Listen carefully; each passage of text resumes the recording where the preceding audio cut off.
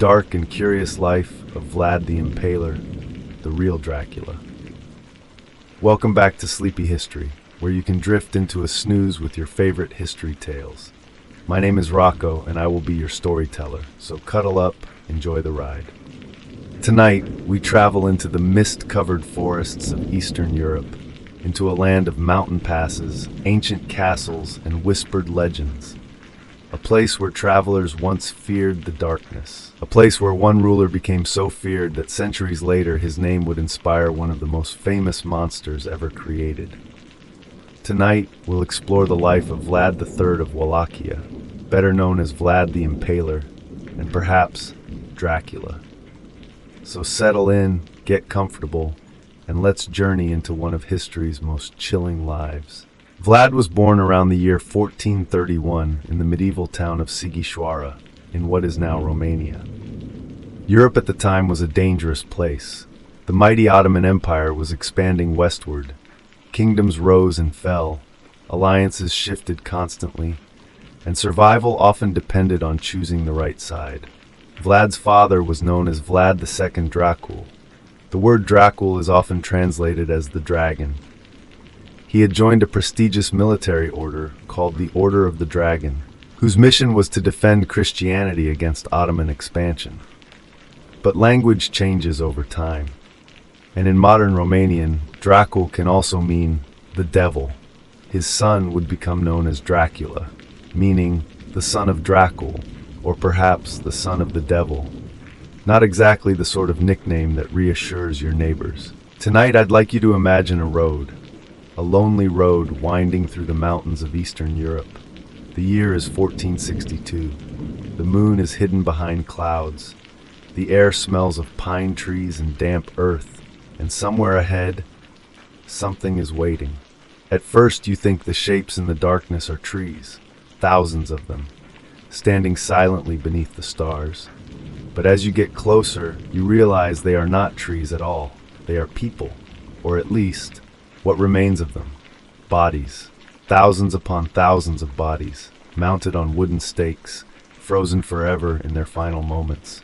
Some still wearing armor, some little more than skeletons, all arranged carefully across the landscape, a message, a warning, a nightmare made visible. And the man responsible for this horror was not a monster from fiction. He was real. His name was Vlad Dracula, and the truth about his life may be stranger than the legend that followed. Because long before he became the inspiration for Dracula, he had already become one of the most feared men alive. So tonight, let's wander into the shadows of medieval Europe and meet the prince who taught an entire continent the meaning of terror. The child hostage. The story begins not with a monster, but with a frightened boy. Vlad was born sometime around 1431. No one knows exactly what the weather was like that day. No one knows what his first cries sounded like, but history would remember him, for all the wrong reasons. His father was known as Vlad Dracul, the Dragon, a member of a powerful military order sworn to defend Christianity against the expanding Ottoman Empire. Because he was the son of Dracul, young Vlad became known as Dracula, the son of the dragon. Though later generations would hear something darker in the name, the son of the devil. When Vlad was still a child, politics intervened. His father struck an agreement with the Ottomans. To guarantee loyalty, two sons were handed over. One was Vlad. The other was his younger brother Radu. Imagine being 11 years old, taken from your family, taken from your homeland, placed among strangers, knowing that if your father betrayed the Ottomans, you might die. The brothers spent years in Ottoman custody. They learned languages, military tactics, court etiquette, religion, but they remained hostages, golden prisoners, and something strange happened. The brothers responded differently. Radu adapted. He became popular, charming, comfortable within Ottoman society, but Vlad did not. Contemporary accounts describe him as angry, proud, stubborn, difficult, as though a storm had begun gathering somewhere deep inside him. Then tragedy arrived. News traveled from home. His father had been murdered, his older brother was dead, the family had fallen, the throne was gone. Everything Vlad believed belonged to him had vanished. And somewhere in those years, the frightened boy disappeared. History would later encounter someone else entirely, the man who ruled through fear. Most rulers want loyalty. Vlad wanted fear. Fear was simpler. Fear was reliable. Fear never negotiated.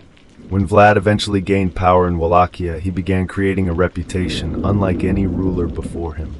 Imagine receiving an invitation to a royal feast, a grand celebration, food, wine, music, conversation. Many nobles accepted such invitations. Some never returned. One story claims Vlad gathered powerful nobles together during a banquet. As the feast progressed, he began questioning them.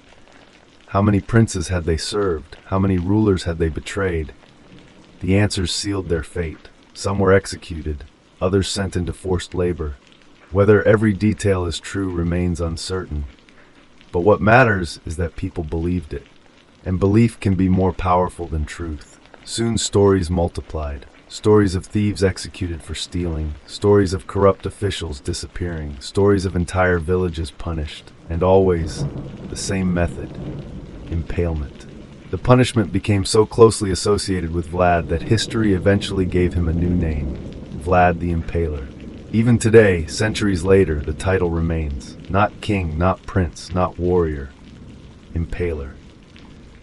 The name itself tells a story. Dining with the dead.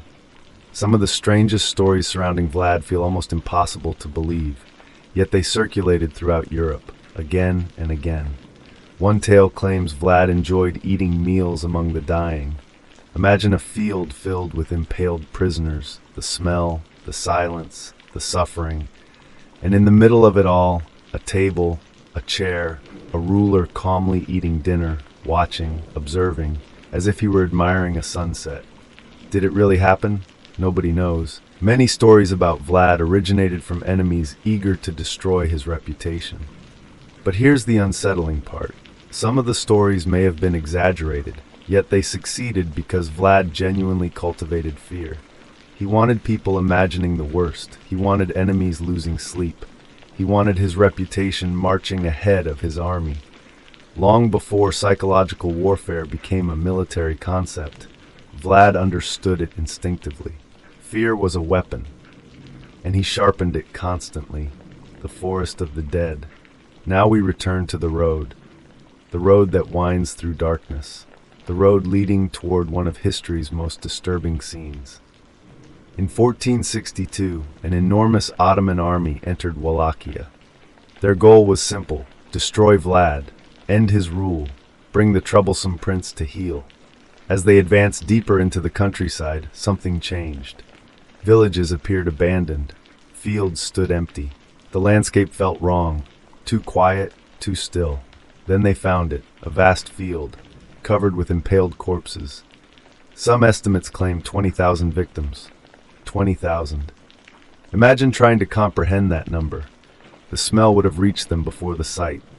The scent of decay carried on the wind.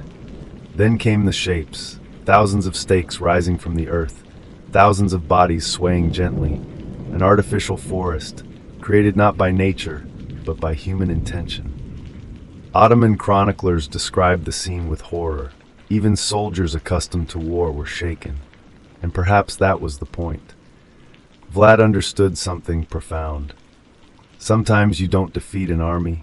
Sometimes you convince it that victory isn't worth the cost. The Forest of the Dead became one of history's most infamous warnings, a monument built entirely from fear.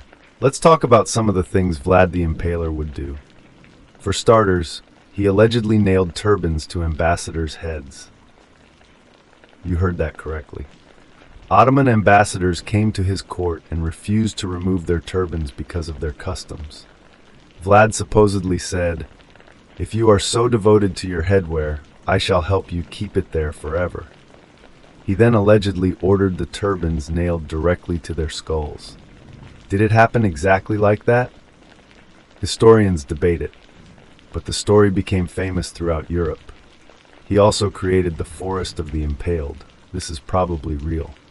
After attacking Ottoman forces, Vlad had thousands of prisoners impaled on stakes. When Sultan Mehmed II approached the capital, he reportedly found miles of impaled corpses. Some estimates say around 20,000. Imagine an army marching into that. That image alone is more powerful than almost anything in Dracula fiction. It is said that he impaled women for adultery. Medieval sources describe brutal punishments for what Vlad considered moral crimes: adultery, theft, dishonesty. Some accounts claim he ordered women who committed adultery impaled or mutilated. Whether every account is true is impossible to know, but he clearly used extreme punishments as public examples. Vlad would enjoy burning beggars alive. This is one of the darkest stories. According to a German pamphlet, Vlad invited the poor, sick, elderly, and beggars to a feast. They were fed lavishly. After the meal, he reportedly asked, "Do you wish to be free from suffering?" They answered yes. The building was locked, then set on fire. The alleged reasoning: eliminate poverty and burden from the country. Again, this comes from hostile sources, so historians argue about accuracy. But it's one of the most infamous stories. He reportedly ate meals among impaled victims. This appears in several contemporary accounts. The image became iconic: a table, a feast, wine, and hundreds of dying victims surrounding him. Whether literal or exaggerated propaganda, it tells us how people imagined him, and that alone is historically important.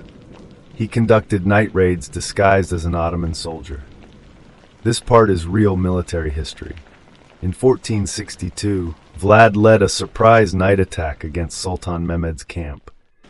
He disguised his troops and infiltrated enemy lines.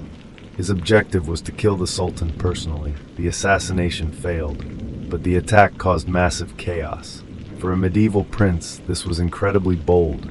He used psychological warfare constantly, and this is perhaps his most important trait. Vlad understood terror.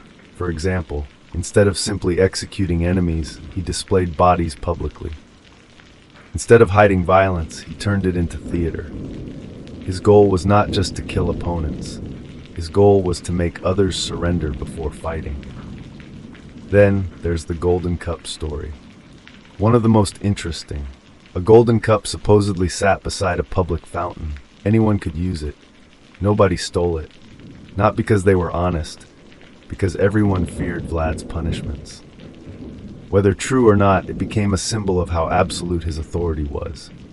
He loved impalement because it was slow. This is worth emphasizing. Many medieval executions were quick. Impalement could take hours, sometimes days. Victims were deliberately positioned to prolong suffering. It's one reason his reputation became so extreme even by medieval standards.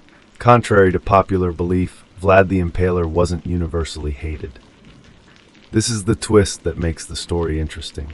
Many Romanians today don't see him as a monster. They see him as a defender against Ottoman invasion, an anti-corruption ruler, a leader who brought order to chaos. The same man who horrified Europe became a national hero to others. That contradiction is fascinating. Strange facts nobody talks about. The deeper historians investigate Vlad's life, the stranger things become. One famous story tells of a golden cup. The cup sat beside a public fountain, made of precious metal, completely unguarded. Anyone could have stolen it, yet apparently nobody did. Not because people were virtuous, because they were terrified. The punishment for theft was simply too severe. Another story claims Vlad became obsessed with cleanliness. Disease was common in medieval Europe. Cities smelled terrible. Waste filled the streets. Yet Vlad allegedly enforced unusually strict standards. Those who violated them sometimes faced brutal consequences. Then there is one of the strangest theories of all. Some medical historians have wondered whether Vlad suffered from a rare condition called hemolacria, a condition causing tears mixed with blood. There is no definitive proof. But imagine seeing that in the 15th century. Imagine speaking to a ruler whose eyes appeared to weep blood. How quickly would rumors spread? How long before people began whispering that something unnatural lived inside him? The line between medicine and myth was very thin back then, and Vlad spent much of his life standing directly on that line. The birth of a vampire. Then came the transformation, not of Vlad himself, but of his story. More than 400 years after his death, an Irish writer named Bram Stoker began researching a new horror novel. He wanted a villain, a creature of darkness, something ancient, something unforgettable. Eventually he encountered the name Dracula. The name fascinated him. Dark, mysterious, powerful, perfect. And so the vampire Count Dracula was born. The fictional character and the historical Vlad are not identical. In fact, they are surprisingly different. Yet over time their stories merged. The real prince, the fictional vampire, history, legend, fact, myth, all tangled together until separating them became nearly impossible. Today millions of people know Dracula, far fewer know Vlad, and perhaps that's fitting, because Vlad spent his life creating a legend around himself, a reputation larger than reality, a shadow bigger than the man casting it, the head that would not die. Even Vlad's death feels like something from folklore. In 1476, he returned to power one final time. Then suddenly, he was gone, killed in battle, assassinated, mistaken for an enemy soldier. Historians still debate exactly what happened. What seems more certain is what happened afterward. His severed head was sent to the Ottoman Sultan. Proof, evidence, confirmation that the dreaded prince was finally dead. And yet, the stories continued, the rumors continued, the nightmares continued. His enemies removed his head, but they could not remove his legend. Sleepy ending. Tonight, the mountains of Transylvania remain, the forests remain, the castles remain. Fog still drifts through the valleys. Moonlight still touches ancient stone walls, and somewhere between history and imagination, Vlad still lingers. Not necessarily as a vampire, not necessarily as a monster, but as a question. How much of fear comes from reality, and how much comes from the stories we tell? Perhaps the real secret of Vlad the Impaler isn't that he inspired Dracula. Perhaps it's that he understood something timeless. People forget facts, people forget dates, people forget names, but they never forget a story that frightens them. And centuries later, as the forests grow quiet and the night deepens around the mountains, the story of Vlad Dracula continues to whisper through the darkness, waiting for the next traveler to wander too far into the shadows. Good night, and sleep well.